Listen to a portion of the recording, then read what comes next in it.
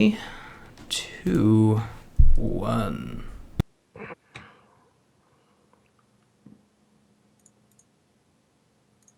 Find a server. You'd think I should just... Oh, here we go.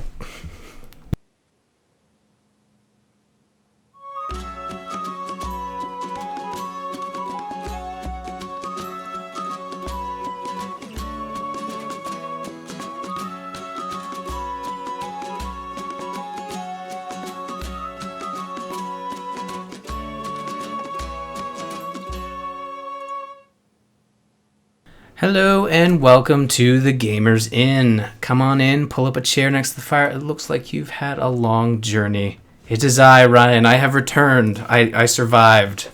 I was away last week on my honeymoon, and I did not relax myself to death. A lot of people were worried. Jocelyn is not here this evening, but you know she may make an appearance later on in the evening as a mysterious audio appearance. I don't know. She's fine. She's just wrapping some things in. She'll up. Sorry. Let's start again. Hi. No, I'm just joking. Tonight I have I keep calling him Octane. It even says in the notes his name's Octane, but I did ask his real name. He has one. His name is Patrick. Hello, Patrick. Thank you for joining us tonight. Hey, thanks for having me tonight. Should be a lot of fun. Yeah, we're going to talk about games. We're probably going to talk about Smite. We're probably going to try to talk about other games, but you know, people who probably follow you on Twitter know that you like Smite, but we all know that you play other video games too. There's more to that is right, Patrick than Smite. But before we get into that, I do need to ask, like, this is your first time at the inn, so a lot of people are probably wondering, like, oh, who's this guy? New blood? I don't know. So why don't you let everybody know who Sir Octane is what we'll call you. Sure, no problem. So I started out in the StarCraft 2 scene, hence my information, as you guys can see directly below my portrait there, with the OctanePro STII. And then as the StarCraft 2 scene kind of dwindled out a little bit, I moved on to DayZ. And when I was in StarCraft 2, I was very much involved in podcasting and shows and stuff like that. Anyways, so moved on to DayZ a little bit, just played a little bit. And then I found this game called Smite. And so let's jump ahead, 2 years after I was in Smite Alpha, and now I am I guess you call it a community content provider within Smite. I host 2 podcasts on HiRez Studios' Twitch channel. I have my own YouTube channel and my own Twitch channel as well. I am the team manager for one of the top European Smite competitive teams, Mortality Esports. Wow. And so that's kind of me in a nutshell. That's great. I mean, I'm learning things. I didn't know you managed a team out of Europe. That's pretty crazy. Correct. Yeah, I don't do the day-to-day business stuff. That is actually, it's a larger organization.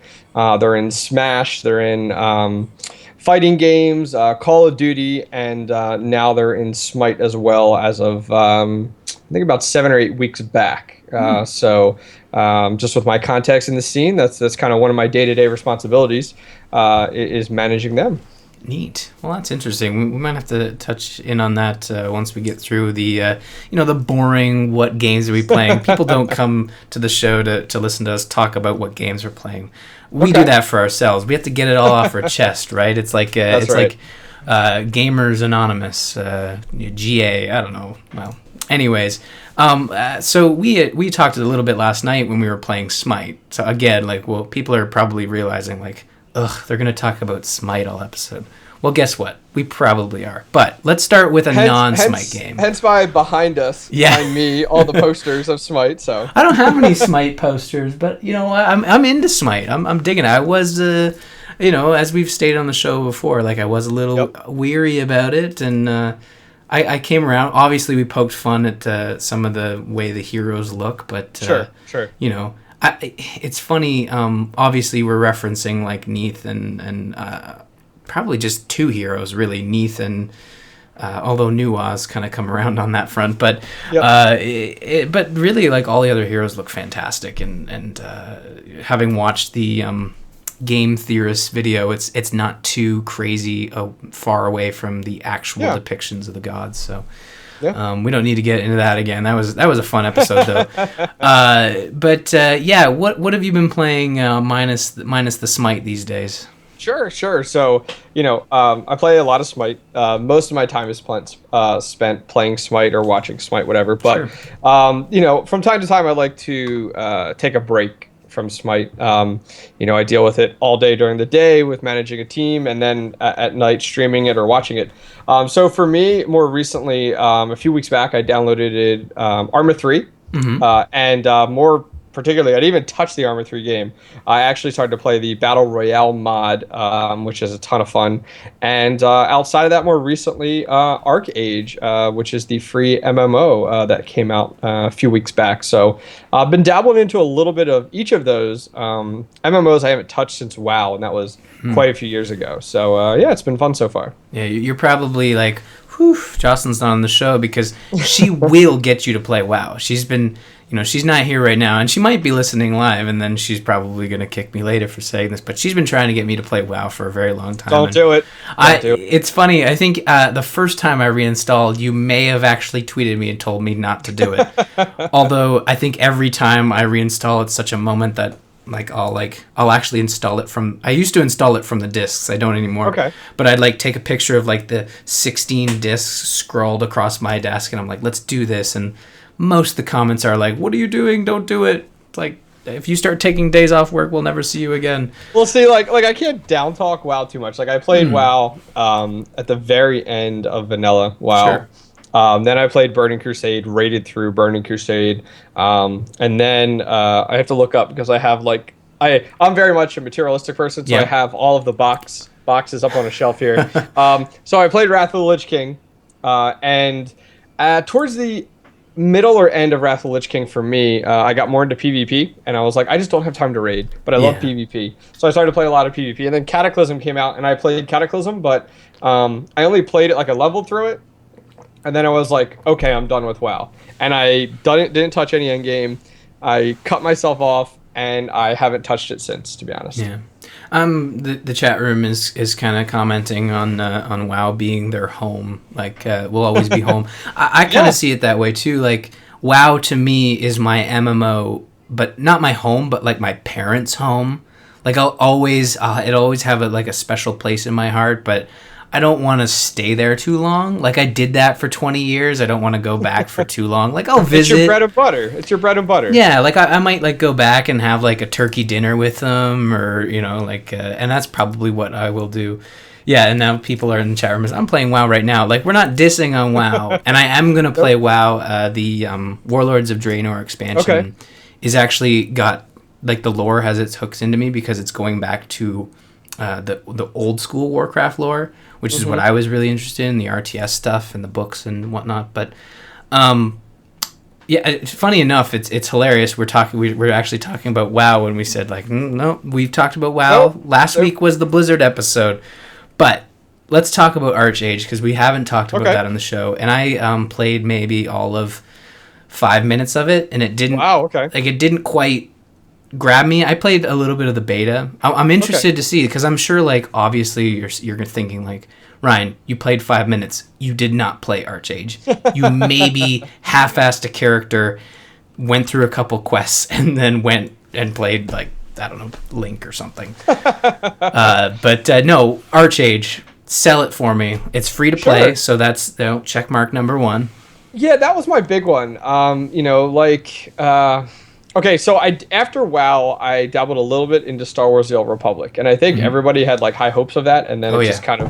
And I played the beta, and I played the crap out of that game in beta. So did me and a bunch of friends, and then I bought the collector's edition, right? And played 2 weeks of it, and then I was like, nope, I'm not interested anymore. Uninstalled, and it's sitting on a shelf over here. But you got a sweet Jedi out of it. I do. He's actually sitting off to the side over here. Yeah. Yeah. Actually, I'm going to show you. Hang on. Yeah, go get it. It's funny. Star Wars, I picked that up as well, and I did the same thing.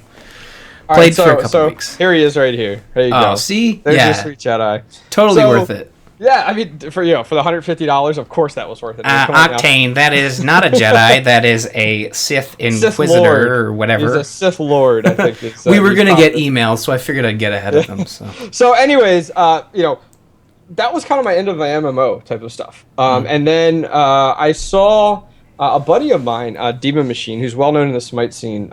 He was streaming ArchAge, and I was like, okay, I was like, this looks pretty cool. And I heard him talking about it, and he was like, oh, you could do this, you could do this, you could do this in it. And I was like, that is awesome.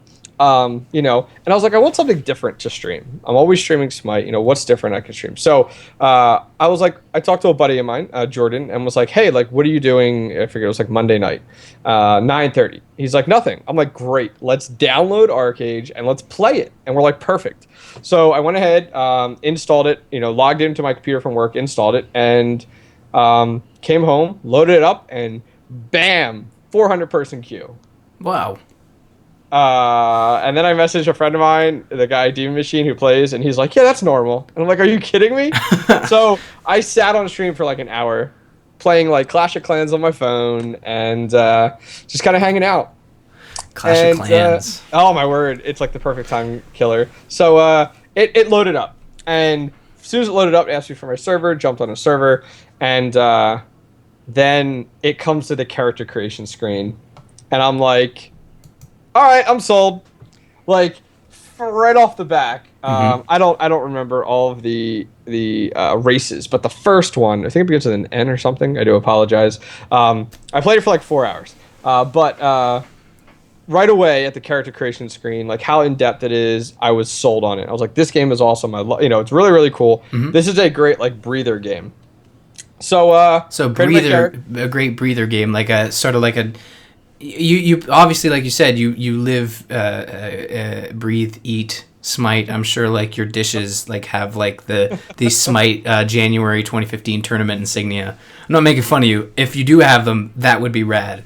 But don't judge me. Okay? I'm not judging. I think I'm actually jealous now that I want those plates. You know, my wife and I were like, we're every time we go to eat dinner somewhere, she's like, she sees a plate that the restaurant brings, and she literally today she like lifts the plate up to see what it is, and I'm like, really? You're gonna pour your stir fry all over the table. Eat, then That's see right. what kind of plate it is. So I don't get any say, but if I could have Smite plates, that would be really cool. I forget what I was saying, but a breather game in the sense like a palate cleanser, right? Like get a different type of game in there. So I did get through the character creator screen, and it's very RPG-ish. There's sliders for everything. But what I liked about it too, for me specifically, is that you could dive in and spend hours creating. I'm sure there are like YouTube videos where there's like 4-hour character creation videos, or you could choose from the defaults and kind of like play around with a couple and to get a pretty unique looking character. Like I thought that was really cool. Yeah, I mean that's what I really liked about it. I spent a decent amount of time on it.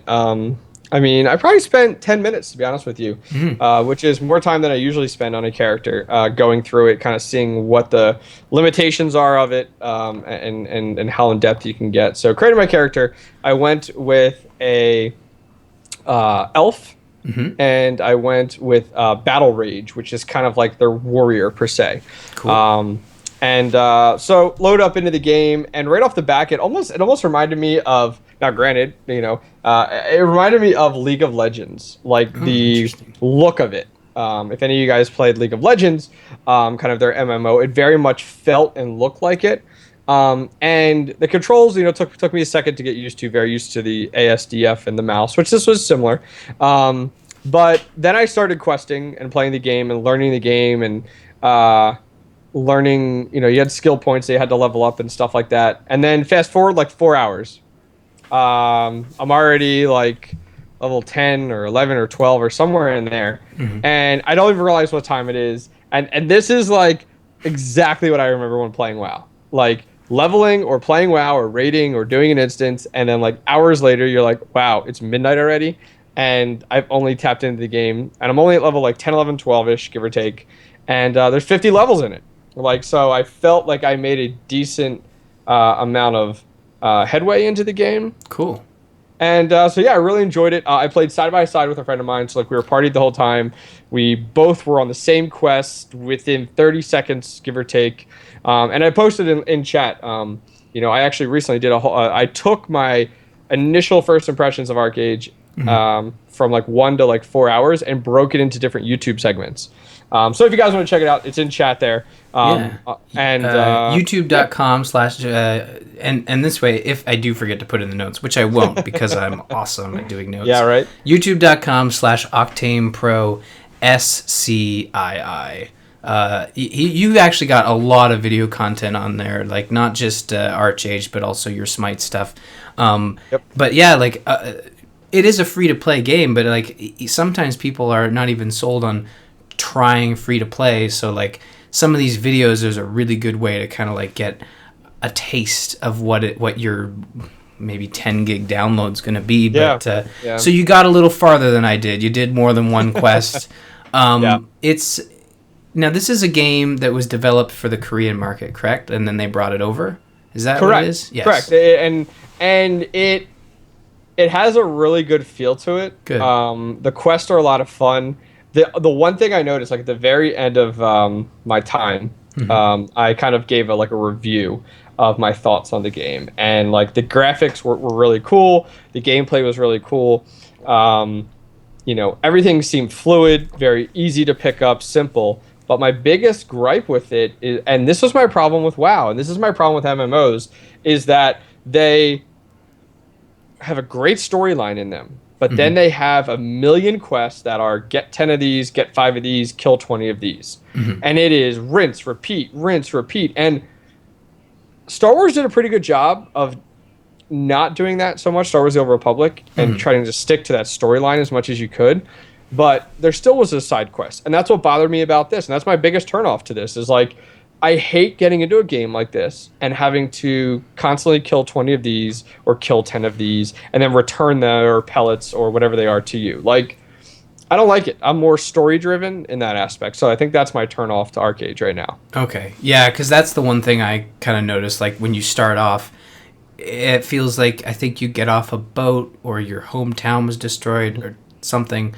And you're walking down the road, and I think one of the quests was like, go deliver these chickens down the road. It's like, all right, fine, I'll deliver the chickens.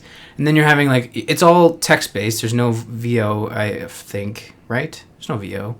Correct. It's all text-based. So when like you're talking to one of the quest givers per se, that's very much a WoW term that I use. That could be just an MMO term.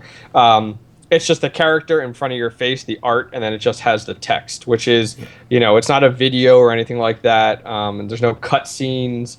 I mean, I'm sorry. Let me jump back. Some of the quests in ArchAge of your main storyline have cutscenes, but it's not cinematic. It is, I don't know what it's called, where it's just engine, like art. Right? Yeah, it's just like it shows like a picture, like art of like so and so, and then it shows another picture of the art. So like the one picture could be like one of the elves getting slain, and then and then you hear someone like reading like the story in the background, and then another picture comes up of like, oh, what happens afterwards, and then another picture. I don't know. There's probably some terminology to that. Probably. Somebody in chat might know it, but they might. But yeah, like I just found the one thing that turned me off was I think like there was a conversation like, okay, now that we have our chickens, I need you to go just a little bit farther down the road and deliver the eggs that the chickens just laid. But one other thing you need to mention is don't talk to the chef about me because I have a crush on him. And then the other guy goes like, oh, you do have a crush on him. It was like two like night elf chicks or something. Okay. It was really weird. And most of the time with these games, you should just like click. The dialogue really isn't anything that crazy. Like most of the important details are just going to be told to you. But I think that's why I stopped playing. But the combat felt pretty good. Like, are you enjoying the combat of ArchAge? Back to what you're saying with like the quest. I listened to the storyline and listened to the quest for about the first 30 minutes, and then after that, I was skipping it. Yeah. I was like, I'm not interested. Let's keep moving. As for the combat was very, very good. You almost had this very combo feel to it, I felt like. Now, granted, this could be isolated to the Battle Rage class that I played, but it felt, it synergized very well as you were kind of moving between the different abilities. So I really enjoyed it. After I got like 5 or 6 different abilities that I could use, it was quite enjoyable. And then the one thing that threw me off, which reminded me very much of some traditional MOBAs, was like once you get to a certain level, you start to get like these skill points. Maybe they're talents, I don't know, particular. And then you get to customize your individual, but there's there is like a huge spread of different things that you can put your talents into. So like if I went Battle Rage and you went Battle Rage, we could be totally different types of play styles or totally different types of Battle Rage elves because of the fact of our build. So I built mine more defense driven, where you could have went more attack driven. So it's kind of like from WoW, like you could go more like tanky or more damage based with like a warrior per se. Cool. Yeah, I think I was playing like I usually go for like the ranger, like the bow class, and I think I was playing a ranger. I don't know. I was digging it. I think my problem is that with MMOs, as soon as I start playing, I realize, shit, if people start finding out I'm playing this, I'm not going to be able to play any other games. Because it's like, oh, let's log in, let's play, let's log in, let's play. Like, that's usually my issue with MMOs, which is why I try to, like, stick with... I like multiplayer games, don't get me wrong, but it's a lot easier to say, no, I'm not going to play Smite tonight, or I'm not going to play, Diablo tonight, I'm going to go play something else. When it comes to an MMO, people are paying, like, a monthly subscription, and they have an investment, not just with time, but their own money. It can become a bit of, like, a scheduling conflict. Which is probably why I'm a little, like, uneasy to get back into WoW right away. It's kind of like, no, let me finish these 3 things first, and then I'll jump back in. But the chat room's mentioning it's kind of... The art style sounds similar to... the art style, the cutscenes sounds similar to Guild Wars 2. That's also not free to play. You have to buy the base game. But have you played Guild Wars 2? I haven't played Guild Wars 2. I actually played the original Guild Wars and the expansion. I was just looking up because I was looking for the box art, and I think it's like off to the side over here. I have like so much video game box art. Yeah, you're just surrounded by 2 piles. Like you kind of push them away from the background, like just make sure these stay so I don't die from like a collapse. Sorry, like if I take my webcam and make a headache for you, I have like a shelf over here with like WoW and the original that's a great Diablo. Shelf. So there's WoW up there. The original Diablo, you have the original Counter-Strike, and then both of the Blizzard, Heart of the Swarm, and also Wings of Liberty, StarCraft 2 up there, and then there's some other fun stuff, but that's just one of many shelves. I have another shelf off to the side that I have some more fun stuff on, and yeah, so like I love that type of stuff. I really do. Anyways, back to Guild Wars. Yes, it's very similar to that in regards to the way they do that kind of storyline and telling the story. I guess my question to you is, will you play it again? ArchAge, maybe. I think Jocelyn would kill me if she found out I was playing ArchAge and not WoW, because I have promised to go back to WoW. But it's on Steam now, isn't it? ArchAge? No. You know what? It could be. But it has its own, like, I think it's called Glyph. Yeah. Yes. Excuse me. Yes. So that's what I downloaded it. Like, I went right to their website and it's Glyph. So maybe it is on there as well. So what I didn't figure out though, and maybe chat can tell me because I didn't get to that point, or maybe is it's free to play, but is it a type of game where it's like pay to win at the end, or like where does the company make money off of this? Because I haven't been prompted in any way for like, hey, pay $10 and here's an XP boost or something like that, From what I've been able to see on Twitter and stuff from people posting about it, it's probably pretty similar to Guild Wars 2 in the sense that there's a cosmetic store. So you can buy like character changes, clothing outfits, emotes, stuff like that. Okay. Things that people will see that let them know like, oh, this guy is, super happy about playing this game, and he bought a top hat that sparkles in the moonlight. I don't know. Okay. Yeah. But there are also it's very like a much subscription like microtransactions. Then it sounds like once you get to end game. Basically, and it's not even end game. Like you could wear a top hat through the whole thing, but there's also like a subscription model that gives you access to I think it's it's called Patron, like a patron only store. This is all just information that I've come across from here and there, but most free-to-play MMOs do like the cosmetic store, similar to what Dota 2 is doing, and even Smite for that matter. Actually, exactly like Smite, except I don't think you can buy heroes. You just buy cosmetic stuff. So not at all exactly like Smite. Almost like Smite. Hey, just remember, Smite doesn't have heroes or champions. It has gods. Yes, sorry. Come on now. Well, let's get it right here. Yeah, let me check my PR sheet. Gods, titans, That's right. Assault. Battleground of the gods. Yes. And then there's also here commands on how to say please. Oh, that's right. That's all I got. That's as far as I got. So awesome. You got ArchAge. You got anything else that you've been toying with these last few days? Outside of that, really just Arma 3 Battle Royale. Interesting. Which has been a lot of fun. I started playing it after watching, as everyone, popular streamer Lyric. One of probably the most popular Twitch streamers out there, Lyric. I saw him playing it, and Sweet. I played a lot of DayZ, the mod. I am not a huge fan of the current DayZ, the standalone version at all. I just don't like the gameplay of it right now. It's just too crappy. Yeah, don't get me started on how that company is failing miserably right now. Oh, don't worry. I paid the $30 to experience what was a slap fight with a zombie, and that zombie won, and I was okay, I'm gonna let this one stay in the cooker a little longer. Yes, I'm glad we share those feelings towards DayZ, because worry. I love the mod. I spent the money. I think I even spent like the $50 one or whatever, something absurd, for the standalone version, and then they got like $5.6 million, and then jump ahead 2 years.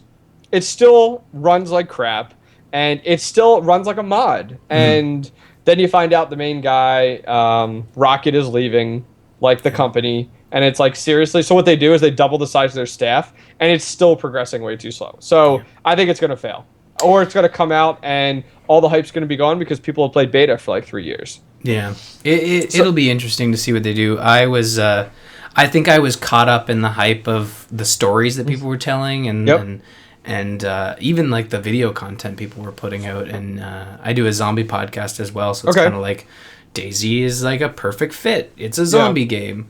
But you're right. It is one of those early access titles where you have to really love the game to get in there. Here was the biggest issue. Did you play the mod at all or no? I didn't, but I do own the mod, and it was probably because it was based on Arma 2, like the engine. It probably ran a lot better. It ran decent. So I played DayZ the mod very early on.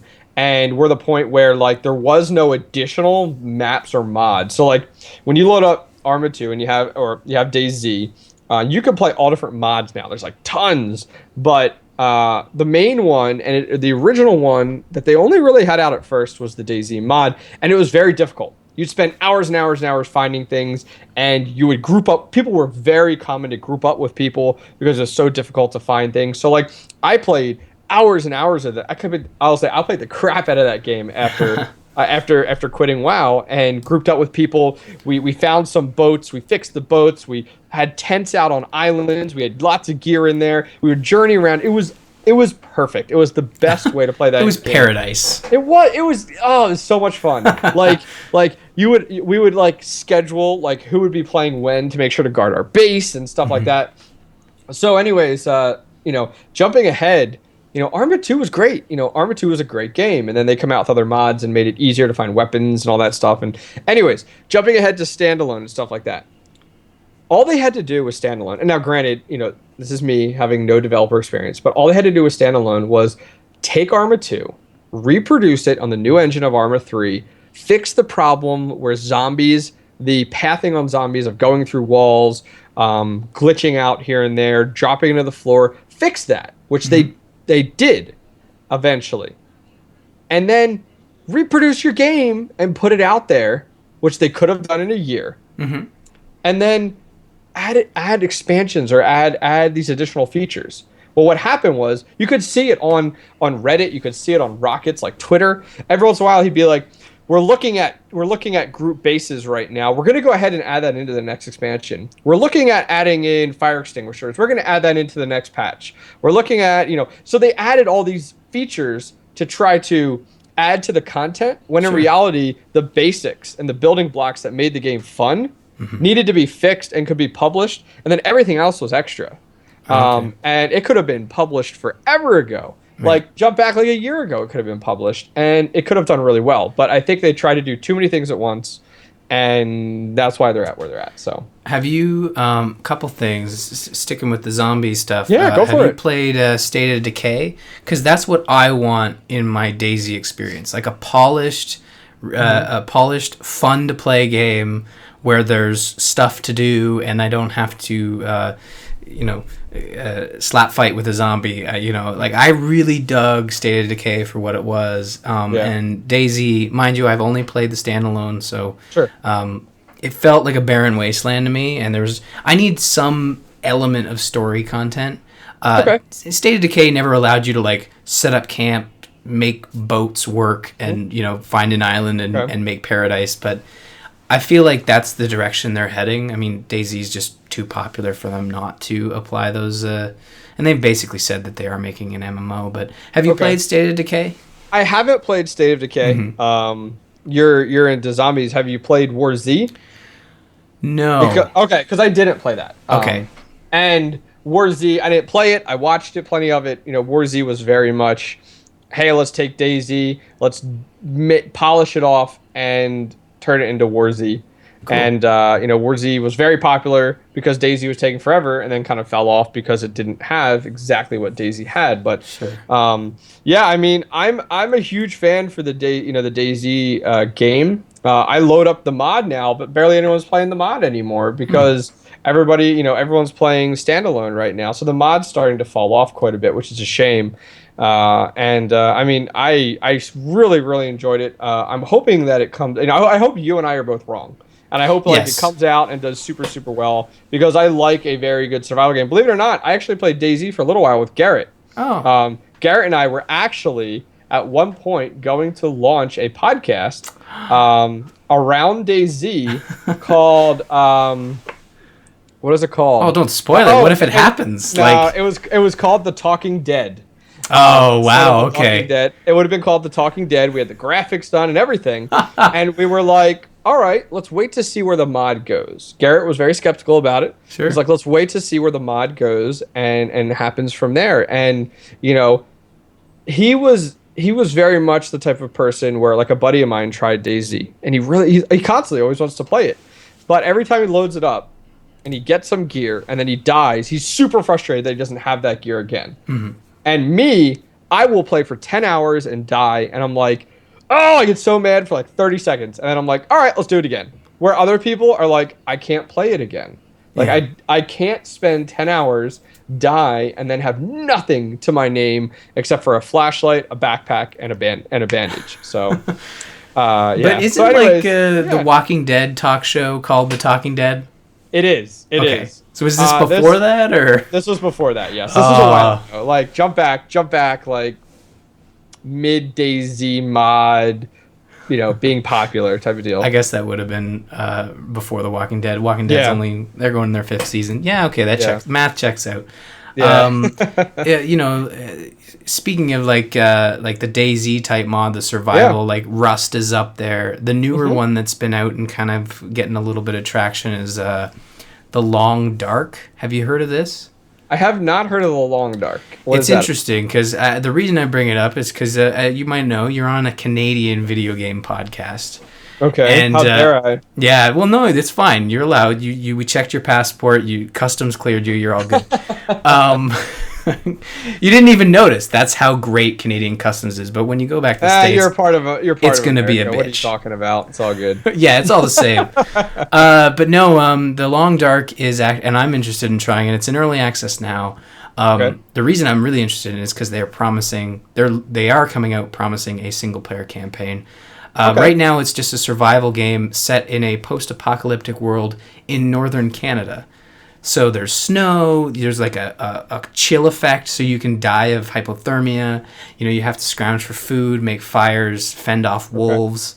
It's like a Canadian version of that Liam Neeson movies where he punches wolves with glass fingers. Yeah, I remember that one. Yeah. He's like stuck out in like the wilderness and somewhere. Yeah, I remember that one. So it looks interesting, and there's probably tons of streams out there, so I've been meaning to check it out, and I'm trying to find some time to get it and play it, but mainly just for, like, I like the idea of these, like, survival games, especially if you're on your own. I'm not a big, like, oh, this guy's griefing me by making me sing my national anthem before he kills me.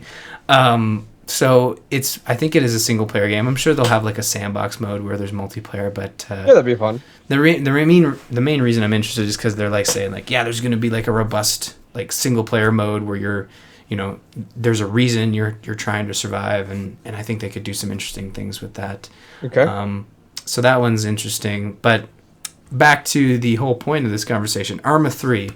Yeah. You're digging it. You're liking the shooting. Yeah, I'm really liking it. So Arma 3, I haven't touched any part of Arma 3 except for this Battle Royale mod. You can download it, you install it into a certain folder, and then you go into Arma 3, and it shows up as like expansions, is what they call it. Cool. So you load it up, and it was kind of cool. First night I was actually streaming it. I had a decent amount of viewers. I was somewhere up around 100 viewers on Twitch, and one of the developers for the Arma 3 Battle Royale jumped in my channel. And so it was really cool to have somebody to like bounce off my thoughts on it, also answer questions. Neat. Excuse me. So yeah, it was really cool. So I started to play, and it's very much the storyline is, you join in, and you're in like a queue, and so the queue is either like an island that kind of looks like the island from Lost, or you're at this like soccer stadium, and that's just your queue. You're waiting for the servers to fill up. I think it's like 42 or 48 people. Once the server's full, which because sometimes take a few minutes, sometimes take forever, all of a sudden you're on a plane. And depending, there's like different levels of the servers. Some of the servers have third person, some servers have like GPS, some servers don't. Some servers are first person only at night to make it even harder. But long story short, you're on a plane, like a military cargo plane, and like all of a sudden, you get hit by something and everyone parachutes out. So you see around you, like all these people falling, and you can look down and you can see the ground, and if you don't pop your chute, you hit the ground right away. Bam, you're dead. and it'll come up and say, and it happened to me the first time, it'll come up and say, 1 of 48 left. OctanePro is dead. And then it kicks you from the server and you're done. Really? Or it's one hit kill. Yeah, you're done. Or you pop your parachute like you're supposed to. Of course. And it's like, imagine Hunger Games, but in modern day with military weapons. That's exactly what it is. You hit the ground, everyone hits the ground running. You like run towards a building and you find like military helmet, vest, backpack, pistol, attachments for a pistol or like an assault rifle, but guns and stuff are more scarce. So in the first few minutes, it's very scarce, but a lot of the stuff is in the same places. So you could parachute down, and if you can like skydive appropriately, you can get to where you want to be, and then you can go ahead and find a weapon or whatever, or vehicle or whatnot, take it out and kill some people. And as people die, it tells you up on screen. But the cool thing is, which is similar to Hunger Games, and Battle Royale, apparently this all came from a movie. I haven't seen the movie, but I want to see it. Battle Royale apparently was a movie that had very similar to this gameplay, where like this like free-for-all type of style. And after every so many minutes, it's like 5 to 8 minutes, it'll come, or it'll give you like 8 minutes, and then it comes up and it's like a circle will appear in 5 minutes on your map. You must be inside the circle or you will die. So you have to, using a compass, and you have a map, and you have your coordinates, but you don't have GPS. So you have your coordinates. You have to figure out the direction, like, okay, the circle is northwest, and you have to start to run northwest and get within that circle. And then, so it forces players to be closer together, and this goes on and on. You're talking like an hour later, and then all of a sudden, you are like one of 3 people 6 feet away. And like everybody's afraid to move. You're tucked inside a bush, and so it's crazy. So that's pretty much the essence of the game. There's vehicles, there's anything you can think of, night vision, all that fun stuff. So it's pretty cool. That sounds great. I don't own Arma 3, but I do own Arma 2. I want to quickly address the chat room. Johnny the Crow is saying, "Jesus, Ryan, change your calendar. It's October," and I'm like. Yes, but if you could see, like, it's girl power. It's Princess Peach and Daisy, and they're like doing like a little like, you got this, let's go, girl power. So I'm not gonna change it. I have to change it. It's been a busy couple days. Yeah, right. But no, Arma 3. That sounds really cool. I have a buddy who plays the Arma games pretty religiously. He likes those. Okay. Very thoughtful, complex, multiplayer-based games. Okay. Like another one he plays is like Warband Mountain Blade. Okay. I have not played that. Okay. Yeah, that's a complex one. Another one's like there's the medieval one, like Medieval Combat Warfare. I can't think of what it's actually called. I don't recall it, to be honest. It might even be Medieval Combat Warfare. I don't know. Do it now on stream. I'm not gonna do it on stream. Then I have to get off and take off my headphones. But I'm glad you're enjoying Arma 3. Like the mods for these multiplayer games probably like really increase the lifespan of those things. But, oh yeah, like I don't even know if I'm gonna play the regular game of it. I mean, Arma 3 is supposed to be one of the more realistic military games out there, and I might not even touch the single player of it. And it's not because like I don't think it's good. It's just because like it's not my play style. Like I don't really play single player games, and that's a turn off to some people. Some people really enjoy it and they live for that type of stuff. But for me, I enjoy the multiplayer aspect of it. I'm very multiplayer competitive-esque, and those are my type of games. Yeah, that's neat. I'm really glad that you're enjoying it. I wish like Smite is actually the first. And I keep coming back to Smite. I keep teasing. I keep sprinkling. We're gonna get to Smite. Don't worry, guys. Right. We'll get to Smite. Right. I'm gonna tease it a little bit. Then we're gonna do an ad. Then we'll jump back in. But Smite is probably the first multiplayer game that I've actually thoroughly enjoyed and continue to play. Awesome. Halo got close. I was playing a lot of Halo.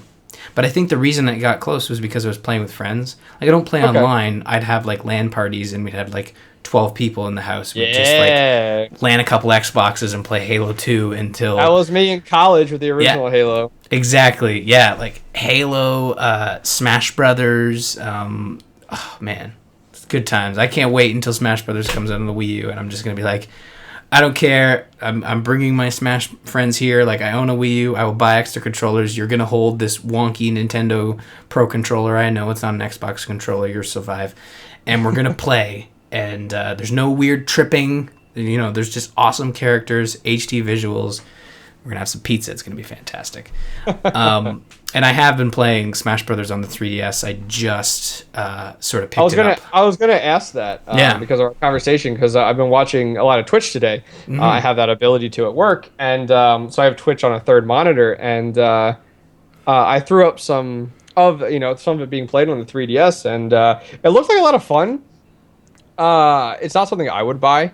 It's not my thing. Yeah, but I know a lot of, I've found myself watching more and more actually of Smash Brawl, recently, like being streamed in tournaments and stuff like that. Mortality Esports, the organization I'm a part of, they actually have a few Smash competitive players that are like very like top level players. So I found myself watching more and more of it, and I do enjoy watching it because I can connect and I know the characters and stuff like that. But it's not really something that I can say I enjoy playing. I mean, I played it back... Last time I played Smash, to be honest with you, was back on N64. Oh, wow. And my character was Link at all times. Oh, yeah. I'm the same way. I like Link, too. The 3DS version is interesting. It works a lot better than I thought it would. I'm maybe a couple hours in, slowly unlocking characters and stuff like that. There are moments where it's like, this frustration would be non-existent on a HD giant screen with beautiful graphics and a 46-inch TV to deal with, as opposed to the XL that I have, kind of like trying to, I'd lose track of my character occasionally, like I'm playing like as the villager and someone's like a red Mega Man and I'm following Mega Man instead of my villager, and my villager's like dum-da-dum walking off screen. And there are moments like that, but those moments aside, you're still having that fun. And I always felt with Smash, it's like no new Smash is going to change the way you feel about Smash if you didn't like it. So like, I wouldn't say to you like, oh man, the 3DS version gonna change your mind. Like, it's gonna blow your mind. It's next level. Okay, Johnny, I will change the calendar. We'll do a quick switch and we will change the calendar. I'm just gonna read this little sponsor here, but yes, those are my first impressions of Smash. I'll have more next week once I want to unlock some of those secret characters. There are a bunch of characters that that are new to the franchise unlocked from the get-go, but there's over like 35 characters in total, as opposed to the original Smash, which was like 8 with 4 extra unlocked, I think. I'm not sure. But anyways, Jocelyn and I really appreciate your continued support of our show, along with the support of our sponsor. See, again, I don't host enough in a span of weeks that I can actually memorize this stuff. Our sponsor, Doghouse Systems. Use the code TheGamersIn to double your RAM when you purchase a new gaming rig. Head on over to doghousesystems.com and get your order on. We've been talking a lot about video games and stuff, and the elephant in the room, Smite, of course. What? What's this game you call Smite? What's this game? Why you do this? What this game? Smite is an interesting game, and it comes up on the show a lot. So what I'm going to do is we're gonna talk about we talk about our impressions as newbies to the show. Sure. But I want to know, like, let's swing it all the way to the other side, to the pro side of it. We have January 2015. We have all I know is that I keep giving HiRez money, and they have a tally that now says almost $1 million. It's a sad addiction. That's right. Yeah. So I actually pulled off my shelf here. I have my lanyards from the launch tournament. Nice. That have Fenrir and Zeus on them, and you can see how much I enjoy Smite. But yeah, so wow, now I gotta try to take these things off with a headset. So pro. It's like, oh, what a mess. I'm gonna get you to talk about the tournament, sure. And I'm gonna get Johnny off my back. Okay, Johnny, I'm gonna go change the calendar. I want to hear about this tournament, but sell the people on this pro sure. scene and let them know, like, how do we get into the pro scene? Like, how do I get interested? Because I'm not a big esports person. So I love playing Smite, but I don't know like who plays, who am I watching for. I might actually catch the pro scene with the tournament, but yeah, I'm just interested in it.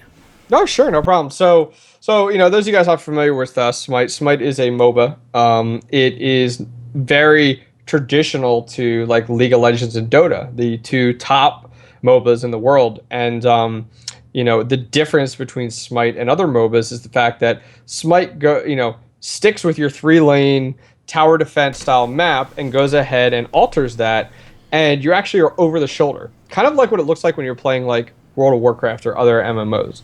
And it's all skill shot based, which is pretty sweet. So that's what defines Smite to be different, is the skill shot, compared to clicking on Ryan, for example, and then hitting my 1 and it automatically attacks him. It's actually all directional. So you have to actually land everything. And then on top of that is you're not bird's eye view. You're directly behind third person style. So that's Smite, if you guys aren't familiar with Smite. What Ryan's talking about is Smite launched out of beta in March of this past year. And prior to that, it went through a long beta and a long alpha as well. I was part of all of them. I started playing Smite in August 2012. And so jumping ahead, Smite had a launch tournament, $200,000 launch tournament. And a lot of that, and it was huge prizes there. The big thing, though, is jumping ahead in January, they have the competitive scene right now is pretty cool. There's North America, Europe. You have the Chinese market where Smite has been introduced, and then more recently, Brazil, Latin America. And so you have all these different areas and markets and gameplay going on, and everybody now is qualifying for this like giant world championship that is occurring in January, 2015 coming up here. And everyone's qualifying through qualifier tournaments. Everybody's qualifying through LAN events and everything. So it's this long process. So HiRez Studios, who is the publisher of the game, put in $600,000 for the World Championship in January. And then this is where Ryan comes in. They have developed this thing called the Odyssey. And pretty much the Odyssey is a really cool concept where every week or every 2 weeks they come out with a new in-game skin for these gods. Smite, you play gods. You don't play champions. You don't play heroes. You play gods, and they're all based off of previous, mythology or religions or whatever. So example gods, you have Zeus, you got Thor in there, you got Artemis, you got Vamana in there from Hindu, Isis from Egyptian, Ra from Egyptian, all over the place. You have people, sorry to interrupt, but you have people, people who work at HiRez. Correct. And I know you can take this question. You don't have to, okay. But you need to pass this question along. What do you got? Can we get Jesus Christ as a god? I almost said hero, as a god. Nope. But the Jesus from that George Carlin movie from Kevin Smith. And his power is just this. Can we get that Jesus? I'm sure they've addressed this, and I should Google it. HiRez Studios dances around the subject. The problem is with going with gods of modern religions, you get a lot of backlash because of the depiction and the violence that's involved with those gods. So that's why that's a good point. That's why it's easier to go with like Egyptian gods or old Chinese gods, stuff like that. But then because they're not as uptight as what you're saying. Exactly. But Hindu, for example, not too long ago, they really going back not too long ago, probably a year ago or more, they released Vamana, who's a Hindu god, and they actually got some backlash from it. They released a god Kali, who's a Hindu god, has multiple arms, very and in Smite she's very she has a very sexual look to her, big busted, very thin clothing, and they got a lot of backlash from that. So jumping ahead anyways, so they have this thing called the Odyssey. This is very similar to like what you see like Dota 2, the Compendium, but on a very small training wheels level. Like this is brand new to HiRez. So as time goes on, they release these different skins for your god. So one of the skins is it almost looks like coming out of the movie Tron, but it's for the god Mercury. He's got like this black suit on with like neon colors that change, and as he fires across the map, he leaves like that Tron type of trail behind him. And so these are microtransactions. As Ryan said, he's giving his money constantly to HiRez, purchasing these different skins. And Smite has skins, they have wards, all this stuff. So they start out at 600. We are on our 7th item in the Odyssey. We still have 21 max to go. So 14 more to go. And we've almost reached $1 million.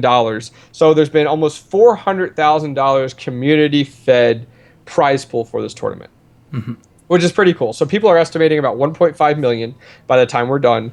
That will be for this tournament, which is pretty big for a game that is launched within this year. Meanwhile, the competitive scene you were asking about, right now, they if you're familiar with League of Legends or you watch, anything competitive, League of Legends, Dota, like LCS and League of Legends, HiRez Studios has something called the SPL, the Smite Pro League. And, going on from there with the Smite Pro League, it is a league where, for example, the team that I'm a team manager of, Mortality Esports, they play multiple times a week, once a night, and it's like round robin style. So there's like, I think there's 5 teams in each league, 5 or 6 teams in each league. And they play against each other for weeks on end. I think it's 10 weeks total. And at the very end of it, the top 4 teams will go to a regional event. So yeah, it is 6 teams. The top 4 teams go to a regional event. So it's like qualifying. But this is Smite's big deal. Like, it's a whole league system. There's salaries involved for these players. There's profit involved for these players. So that is the one side of the competitive scene, the high level. You're talking about the best of the best. And this is for North America and Europe. China is quite a ways behind. They're doing their own qualifiers. Jumping back, HiRez Studios partnered up some time ago with a company called Tencent, the largest publisher in the world. This is the same publisher that League of Legends partnered with when they first launched, and Tencent put $240 million into League of Legends. Hence the giant prize pools that you see being fed from that. This same company partnered with Smite and is managing everything outside of North America and Europe worldwide. So if you want Smite in Russia and servers in Russia, Tencent's who you have to go through. So anyways, they've made the connections there. So long story short, Tencent's managing China, and Brazil is being managed by a company called Level Up. So what other questions you got about the competitive scene? I guess what are like some streamers to watch? Obviously, we have you as OctanePro. He streams Smite. Now, are there like you mentioned, like higher level like teams going to these finals? Do Sure. they stream their practice rounds? Do they stream some stuff like? Sure. A lot of these players, they build their own brand. It's a very common thing on Twitch, especially with players or community content providers and stuff like that. You build your own brand. So, jumping back, a year ago or more, we had these players that stream full time to make money. Getting several hundred, several thousand viewers, running commercials, having subscribers. So they stream, and then they jump from team from time to time. Smite's at a level now where there's contracts, so you're not seeing team jumping as often. But there's a lot of competitive players out there. Team Dignitas is a very well-known organization in the competitive scene across all competitive platforms. Dota 2, League of Legends, Smite, Counter-Strike, StarCraft 2, whatever. They have a very well-known North American team. And the reason is because their players are streaming 10 hours a day, all the time. They have huge personalities. I mean, I've met these guys in person when I went to the launch tournament at some of the LAN events. I talked to these guys online a lot.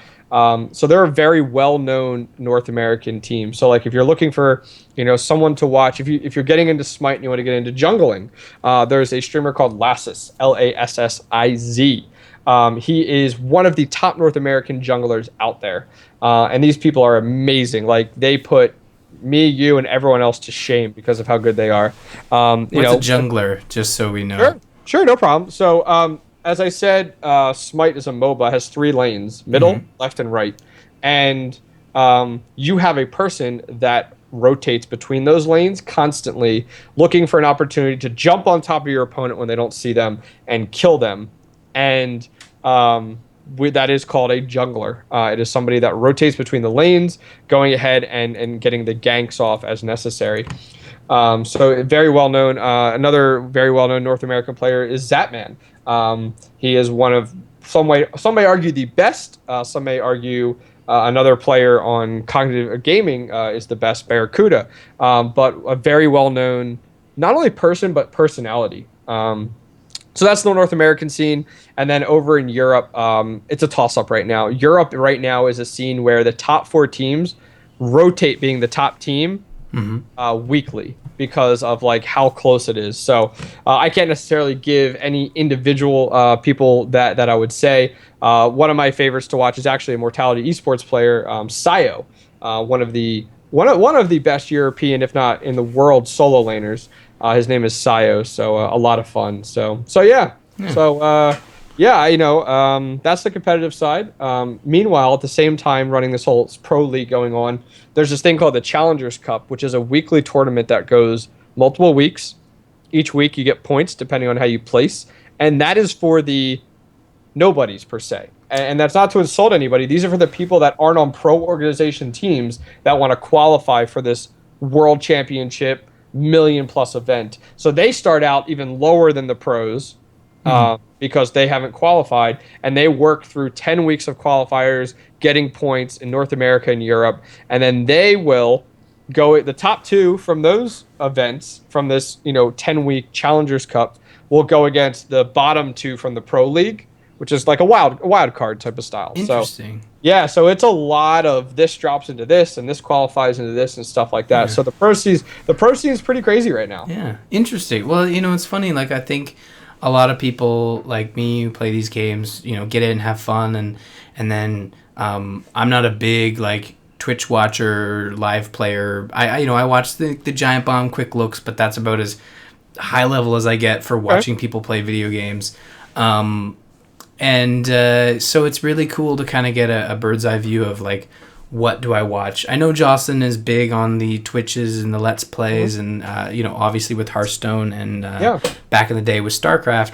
So it's really cool to see that, and it would be interesting to see what it's actually like to play that weird chick with the tentacle dog legs. Correctly. Oh, you're talking about Scylla. Yeah, because I was playing that last night, and I got a couple good licks in. I think we were playing with Josh Cook, who couldn't join us tonight in the chat, but he had Ares, and he's really good at just bringing everybody in. Or maybe it wasn't Ares, it was Hades. Anyways, it was one of those like bring in moves, and he'd just be like, okay, hit him now, and it's just like boom, 4 kills. It was amazing. It's really cool when you coordinate that teamwork. Yep. I mean, Smite is a lot of fun. What attracted me to Smite originally was, as I said, talking about playing PvP, Wrath of the Lich King, and then also a little bit of Cataclysm PvP in Smite or in World of Warcraft. Was as that ended, I had a big itch for PvP, and if you are a PvP nut in MOBAs, try Smite and you will be hooked instantly. The controls are the same, the views are the same. So it synergizes over from one game to the other, and that's what kind of sucked me into Smite was PvP and similar to a MOBA without the grinding of raiding, and there's no gear. And auto leveling and auto buying. Yeah, right. Well, let me correct that there. There is no gear individualized. For example, I've been playing the game for 2 years. Ryan's been playing the game for a few months maybe. But when we first get into the game and we join into a game together, we start out at the exact same level. So it comes down to skill. Now, granted, when you're playing the game, you level your abilities. You know, hey, I want to take the first ability, but then maybe the third ability, then maybe the second ability. So you get to choose that. Or you can go ahead, and then you also have items that you buy in your individual game as you progress to make your, as you kill minions. There's like the NPCs, or kill other gods, or take down towers, or kill buff camps and stuff. You get gold, and then you can buy items to make your person stronger or more unique. But once that game ends, you're right back to being on the same even skill level. Yeah. Now, what Ryan's talking about is something that is very attractive to newer players of Smite, is you can join the game of Smite, play with me or play with Ryan, and when you first join in, it will auto-level your abilities and auto-level your items, so the only thing you're focused on is the actual gameplay, learning the controls and learning the gameplay. And then when you feel comfortable, you can dabble into leveling your person a little bit different in their abilities by taking that off, or dabble into purchasing your items a little bit different as you get comfortable with that. Because believe it or not, your item purchases will make or break the success of your god in Smite. Yeah, and I totally get that. We have some people in the chat room, like we've obviously converted a lot of people to Smite, and it's really that easy. You just kind of, you download it, you get in, it's free to play. Yeah. The God Pack is an immense deal, $30. You're getting a new hero, what feels like at least once a month. At the very least. They came out with this pretty early on. HiRez said, okay, for $29.99, we will give you every god that's come out so far and every god coming out in the future. And right before they launched the game in March, there was this big controversy about, are they still going to offer this, and is it going to stay the same price? And jumping ahead, that was back in March. They decided we're going to keep this going. So like, I bought my god pack back in 2012, and I've received every god that has come out since. Yeah. And that's their plan moving forward. So for $30, Ryan can get every god that comes out. And you might ask, well, how is HiRez making their money? They have in-game skins. Like these skins, there are so many skins. And the skins are a fantastic. Lot of fun. They are. There's so much. They're not just like a Reese color. Like the skins are very in-depth, very different. And then on top of the skins, you have wards, which give you vision that you can purchase on the map for a period of time. You have voice packs. They're starting to get into emotes, so like dances and stuff like that, waves and stuff you can buy. So very much, Smite is not, and let me emphasize, Smite is not a pay-to-win game. No. Because when we both get in, if you're a brand new player and you and I join the same game, you and I have the same amount of chance to win or lose that game. Doesn't matter about gear. There's no runes or anything like that. So I've been playing the game for 2 years. It doesn't matter. Ryan and I are on the exact same level when we join that game. Yeah. And it feels very balanced, we obviously dig it because it's got a wide range of tools to help you get into it, and we joke around. We are still on auto buy, auto level, but we're slowly working our way out. We got our salvation. We know what beads do. So we're getting there, and this time next year we might be laughing at former Ryan and Jocelyn who auto leveled. What were we thinking, noobs?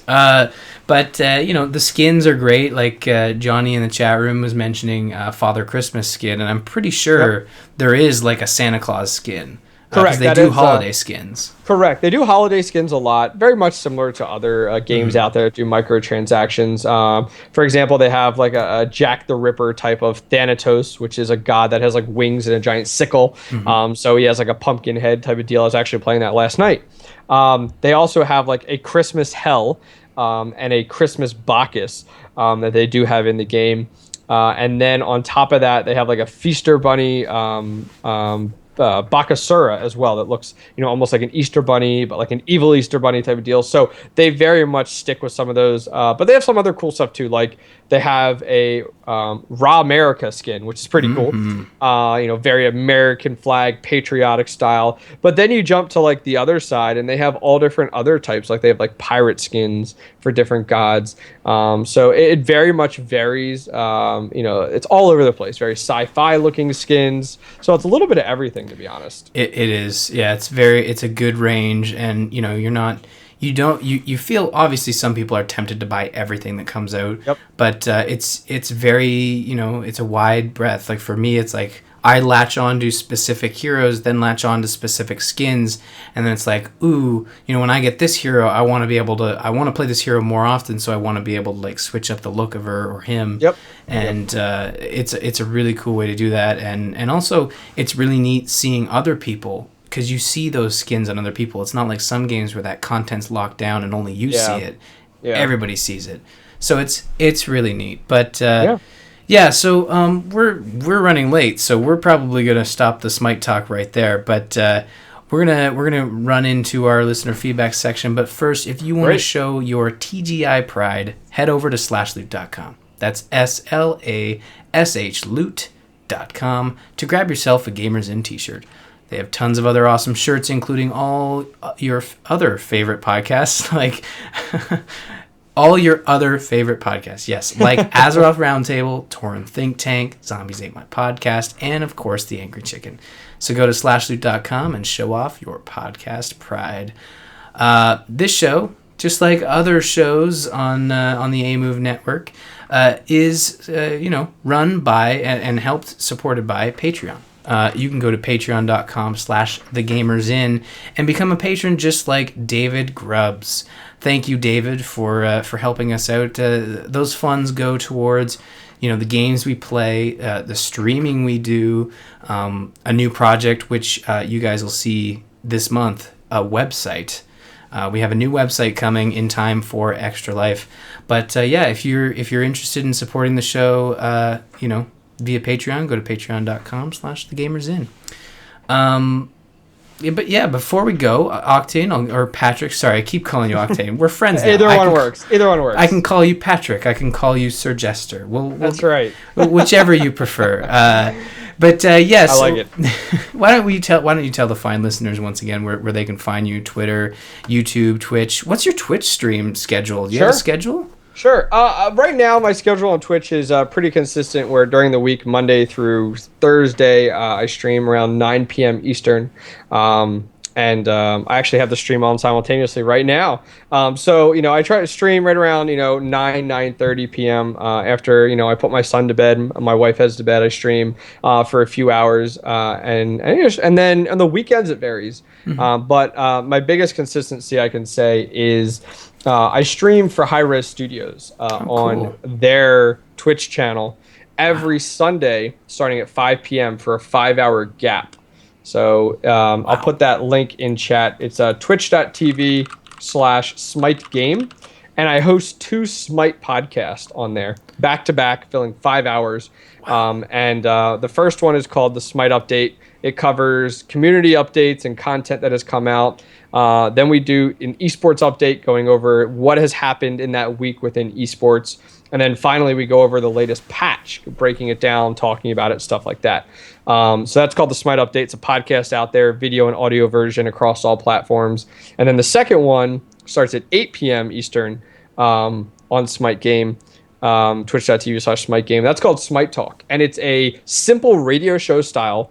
Me and another gentleman, FG3000, he is a YouTube creator, we just hang out and we take calls from people from all over the world asking questions about Smite or bringing up subjects like, hey, what was your thoughts on this build the other day? Or why do you like this skin? Or do you think this is a good idea? And we just hang out for like 2 hours, take calls from people all over the world, and just talk about Smite. So that's pretty much where you'll find my largest content.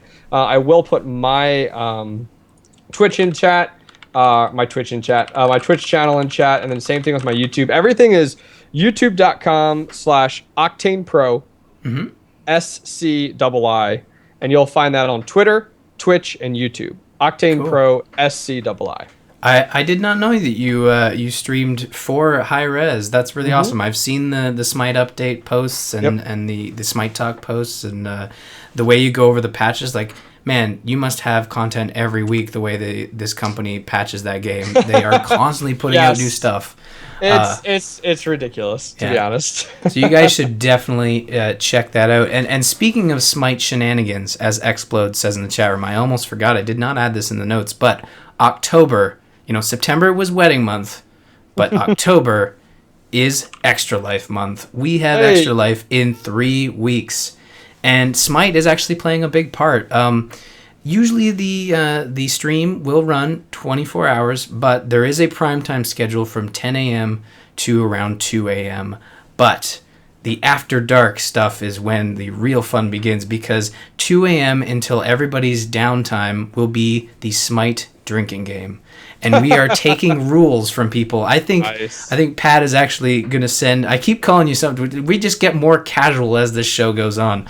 I'm just going to call it Patrick. Patrick is going to send us some rules, and we're going to play Smite from 2 until we end this bad boy stream, Extra Life. And it's all in the name of charity for sick kids, children's Miracle Network hospitals. By the time October 25th rolls around, I'm going to have this pitch down pat. But it's extra-life.org/team/TGI. All your favorite people are on the team, and if you don't see them, we are still adding people. They are there. But we're going to be streaming on October 25th for 24 hours in support of charity, and we'll have more details soon. It's pretty scarce right now. That's the only thing we have is our profile, our team up on the Extra Life page. But we are taking donations, and just like last year, it was a super fun time, and we're looking forward to making it even better. Last year we raised like over $4,000. Wow, good for you guys. Yeah, that's awesome. We doubled our goal, so we set our goal to 4,000, but we're hoping to smash that record this year. Hell, maybe, I don't want to jinx it, but maybe we could even make like 10,000. All in the name of charity. Whoa, there you go. Good for you. Let's do it. I'm not setting the bar, but I'm just throwing it out there. All of you listeners make it possible, and like I said, it all goes to charity. So and it's all tax deductible. So it's win-win for you and for the kids and for us, because we all have fun doing it, and people get healed. So yes, that is a show. Whew. It's a long one, but you know what? It's Friday. We need to relax, talk about some video games. That's right. I want to thank you for coming on the show, talking about Smite, filling us in on the Arma and all that fun business. Sure. We'll have you on again for sure. It's been a great night. But I'm going to let everyone know where they can find us. You can visit us on the web at gamersinpodcast.com. You can also find us on amove.tv, along with other fabulous podcasts, including Into the Nexus, Campaign Roundtable, The Angry Chicken, and A-Move Radio. Follow us on Twitter. You can find Jocelyn at GISGamer. You can find Patrick at OctanePro SCII. And you can find Ryan, myself, at RMurphy. And don't forget to follow the show at The Gamers Inn. The video versions of all our episodes can be found on our YouTube channel, which is youtube.com/JocelynMoffat. You can also find the show on Facebook and Google+. Also, be sure to email the show, info@gamersinpodcast.com. We love reading your emails. We reply to all of them, and we even read some on the show. And I'm noticing in the chat room that Jocelyn is just arrived in the chat. Don't acknowledge that slacker. I gotta acknowledge it. Oh, come on. Come on now. She says she just finished. The move is done, and I think she's ready to play video games. So yeah, we might have to abide. So I am Yeah, she was not slacking. She was going hardcore, moving her apartment all by herself. Commendable effort. So we are going to go play some video games. You people are going to watch us because we might stream. We might not, but sorry, you people. But yes, thank you, Patrick, for joining us. And you know what? We'll see everybody in the near future. Thank you, guys. Take care.